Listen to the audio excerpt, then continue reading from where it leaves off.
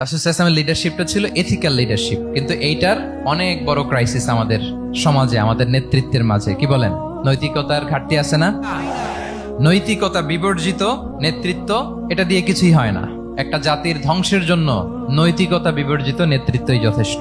আমানতদারিতা, সততা, অনেস্টি, ট্রাস্টওয়ার্দিনেস, এটা অনেক জরুরি নেতৃত্বের জন্য। নেতা হতে চাইলে তাকে আমানতদার হইতে হবে। যদি একজন ট্রু লিডার কেউ হতে চায়, তার মধ্যে আমানতদারিতা চাই। কি চাই? আমানতদার, তাহলে ইন্টিগ্রিটি। মজার ব্যাপার হচ্ছে, মক্কার কুরাইশরা, মক্কার লোকেরা রাসূল সাল্লাল্লাহু আলাইহি ওয়াসাল্লামের কাছে এসে আমানতের সম্পদ গচ্ছিত রাখতো। আবু জাহেলের কাছে রাখতো না, উতবা, শাইবা, ওয়ালিদ ইবনে মুগিরা, কারো কাছে রাখতো না। খেয়াল করে দেখেন, দল করে আবু জাহেলের, দল করে কার? কিন্তু আমানত রাখে কার বাসায়? কি অবাক করা কাণ্ড না?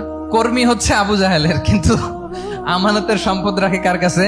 মুহাম্মদ সাল্লাল্লাহু আলাইহি ওয়াসাল্লামের বাসায়। রাসূল সাল্লাল্লাহু আলাইহি ওয়াসাল্লাম যেদিন হিজরত করবেন, উনি সাইয়েদনা আলী রাদিয়াল্লাহু তাআলা আনহুকে অ্যাসাইন করে গিয়েছেন যে, আলী তুমি থাকো, তুমি কয়েকদিন পরে মদিনায় হিজরতে যাবা, আমার কাছে যত আমানতের সম্পদ আছে এগুলো তুমি আগে বিলি করে তারপরে যাবে। রাসূল সাল্লাল্লাহু আবু বকর রাদিয়াল্লাহু তাআলা আনহুকে নিয়ে চলে গেলেন। আলী রাদিয়াল্লাহু তাআলা আনহুর টানা 3 দিন লেগেছে যে ডেপোজিট গুলো রাসূল সাল্লাল্লাহু আলাইহি ওয়াসাল্লামের কাছে ছিল, আমানতের যে জিনিসগুলো ছিল, এগুলো বন্টন করতে সাইয়েদনা আলী রাদিয়াল্লাহু তাআলা আনহু 3 দিন সময় নিয়েছেন। 3 দিন। এত পরিমাণ আমানতের সম্পদ রাসূল সাল্লাল্লাহু আলাইহি ওয়াসাল্লামের কাছে ছিল। আল্লাহু আকবার।